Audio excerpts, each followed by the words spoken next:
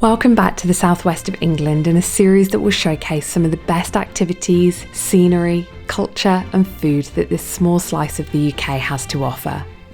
If you're joining us for the first time, my name's Caroline, and up until now I've enjoyed exploring the area's coastlines, whether that was from the top of the sea cliffs, down at sea level, in the water, or somewhere between all three.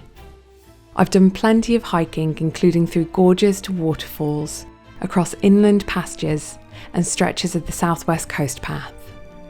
I've explored gardens and visited some of the region's cultural and heritage sites such as the Minack Theatre, Levant Steam Engine and Finch Foundry. Living in London, it's not possible to visit the far west of Cornwall as a day trip, so we rented an adorable cabin set in the grounds of an AirBnB host's huge garden, and in today's episode I'll be taking you on a tour of it. If during the video you find yourself enjoying it, please consider giving it a like and subscribing to my channel so that you can join me in my Devon and Cornwall adventures.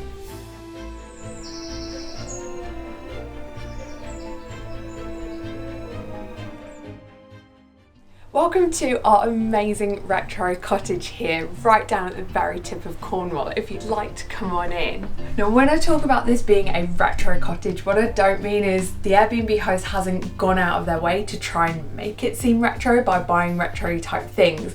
What I mean is that this cottage has only been touched in small ways for many decades, and so it's doing that whole loop back around where things are starting to become quite fashionable again, and there are a number of things that I love in here. The main thing I think being the panelled pine ceiling.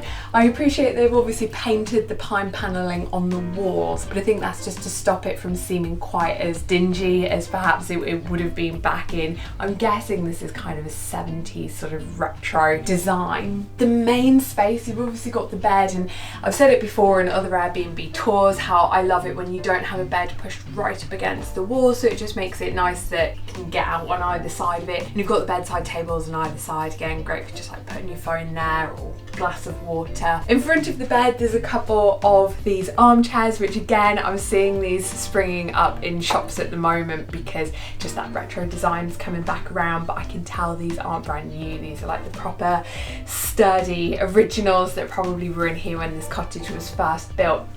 And that's just been a really nice space to be able to sit and watch TV. The Olympics are going on at the moment. It's just been a really nice morning routine to sort of have the Olympic highlights on when we get back from our day's adventures, just to see who's won the medals. Unfortunately, the weather has been unseasonably chilly whilst we've been down here, and so it has meant that we spent perhaps a little bit more time indoors than what I was envisaging. The other really nice thing, because we've been here for the full week, is that we were given a chest of drawers, so we were just able to unpack all of our belongings so we didn't feel like we were living out of suitcases the whole time. And up on the top there's been an absolute plethora of guidebooks and OS maps and lots of leaflets of things that are going on in the local area, but there's also been a few books, particularly of National Trust properties, which I know that we would have had to have purchased ourselves if we wanted that level of information. For example, we went to Godolphin a couple of days ago, which is pretty much on the doorstep of this property, and there was a book that cost £3 in the shop and it had walking trails on it, but our Airbnb host had very kindly already purchased that and left it in here for us to be able to use. And I've loved this OS map that's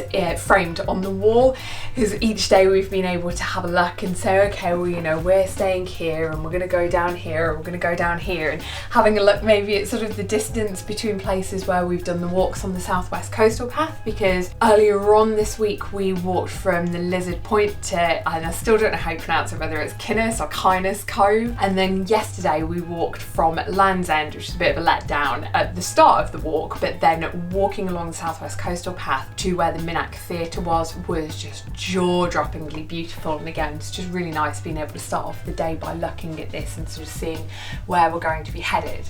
We've also been provided with a picnic rug, where the plan had been to take it to the Minack Theatre to sit on, particularly if it was a little bit chilly, to help keep us a little bit warmer, and plenty of blankets. There's an extra one here and then a couple more blankets. And then through this door here is then the bathroom. The bathroom's relatively standard, but again, it's still very much in keeping with the retro theme, so not all of the pine panels in the bathroom have been painted. So the wall that I'm looking at in this one over over here has still got the exposed pine, which is wonderful. It's just the back and the side here that have been painted. So it's very standard. You've got your toilet, and even though it looks quite old, it does have the short and the longer flushes, so quite nice and eco-friendly even though it is a little bit older. You've got the sink. I remember this from growing up where you had the two different taps for the hot and cold, so it did just mean that obviously I had to put the plug in to be able to mix the two, you know, to wash face and what have you. We've then got single size or a box size shower, but excellent water pressure, always really hot when we've needed it, and our Airbnb host has also left us with some shampoos and things in the cupboard and some shower gel. And then through this cutesy little archway, I suppose, because there's probably not too much room to have a door, we then have, it's a small kitchen, but it's a very well appointed kitchen. So we've got a full oven with 4 ring hobs on the top. Got plenty of pots and pans and frying pans, and then the different shop knives and the pizza cutter. There's a couple of cupboards here that's just got your really standard plates, bowls, glasses, coffee mugs and what have you. And then over on this side, I often say this about Airbnb properties, it's so frustrating if you go to one and it doesn't have basics such as the salt, the pepper and a little bit of oil, because it just means that you've then got to travel with it, and everyone pretty much needs to use those. They've also got things like a grater and salad bowls so that you can put it out and sort of eat it family style. They provided us with tea. There was coffee in the fridge, which I really appreciated because coffee should be kept in the fridge. I never get it when it's just out on a shelf unless it's going to be used instantaneously. We've also got things like the kettle and the toaster. I've had the microwave, so most mornings I do start my morning off with eating porridge, so that's been nice to be able to heat it in the microwave rather than needing to do it as overnight oats and then eating it cold the next morning. Whilst there is a breakfast bench in here, we haven't tended to really eat up at this. I've used it more as just a place to be able to prep food and store things whilst we've been staying here. And I think that's kind of everything that we've got inside of the cottage, but one of the really nice things about this place is the gardens and grounds that it's set in. So I will take you guys on a bit of a tour of the exterior of this place. The veranda directly outside of the front door is lovely, and I love how our host has put up this bunting, and then there's also like a really cute broom. I don't know if it's supposed to be like artistic. I personally think it looks lovely. And there is a couple of seats out here, so when the weather has been favourable, we've had the odd breakfast out here. We've also had the odd evening meal out here as well. And it's such a quiet location. I would definitely describe Trenwheel, which is where the property is, as being a hamlet. It's just a cluster of a small number of houses, and so it's just the nature that you can hear. The garden keeps on flowing off of this outdoor porch and off of this outdoor veranda, so I can show you.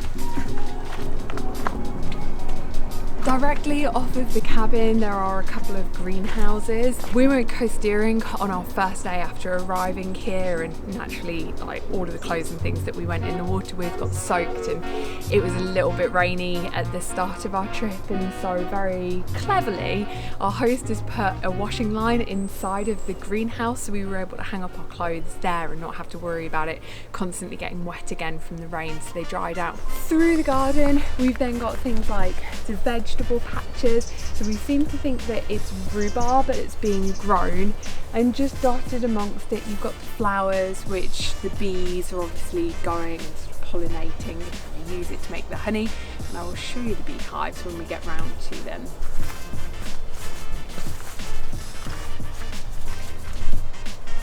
Through a couple of archways.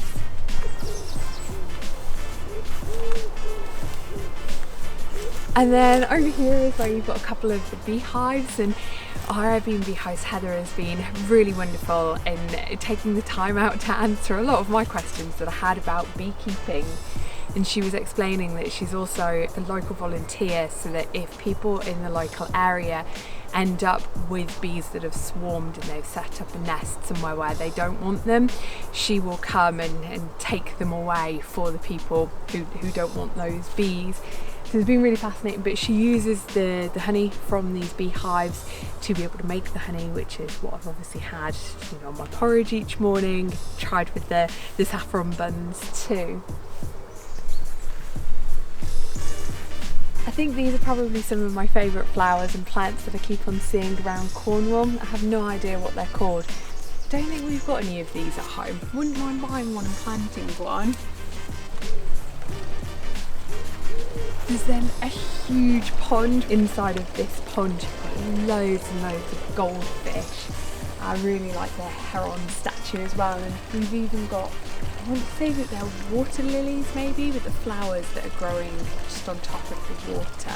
Up here there's then a communals barbecue area, and there's an outdoor pizza oven as well, and again just going back to the whole thing of it's been unseasonably chilly, we just didn't end up utilising any of this, but it is there should you need it. And just behind it there's then an outdoor washing line. We were able to do laundry here because we were here for the full week. As the week went on the weather got a little bit better, so we did utilise that washing line in the end.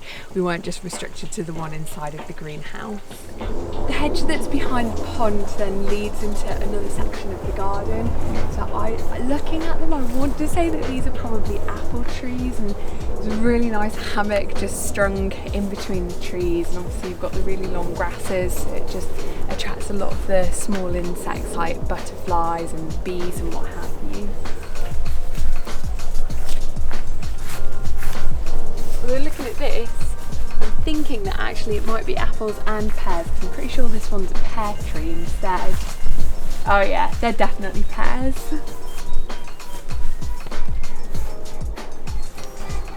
That's a chicken.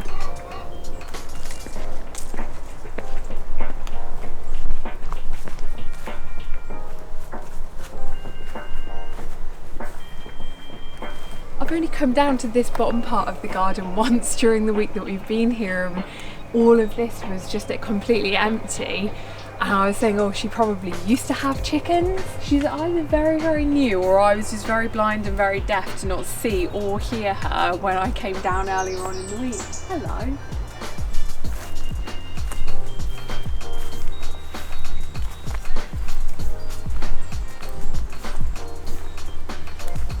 It's a very friendly chicken. Hello.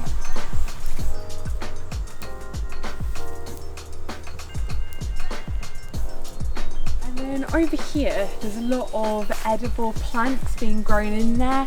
I think it's really clever just to avoid things like birds and I don't know, potentially like wild deer and things from being able to get in at it and start eating the food before it's actually ripe for human consumption.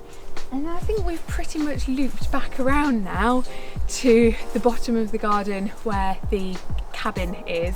And yeah, that's the bottom of the greenhouses. So it's been a really, really wonderful stay in this Airbnb property. Our host has honestly been like one of the best Airbnb hosts that we've come across. The location of this place as well has been brilliant. We've been able to quickly get to places like Pras Sands for the coast steering, really short drive to St. Erth so that we could use the park and ride to get into St. Ives without the stress of all of the traffic and terrible parking within St. Ives. And then it's been slightly longer drives to places like the tin mining coast and also the Minack Theatre and Land's End area. And then kind of not quite as long as those drives, but not quite as short as the likes of Pras Sands. We've been able to get to the Lizard Point and Kinnes or Kynus Cove, and those have been quite close by as well. And today we're going to be going to Glendurgan on our way heading a little bit further up through Cornwall, because we're going to have a few nights up near Bodmin. So it's going to be a nice stop off point between here and there to go and visit Glendurgan.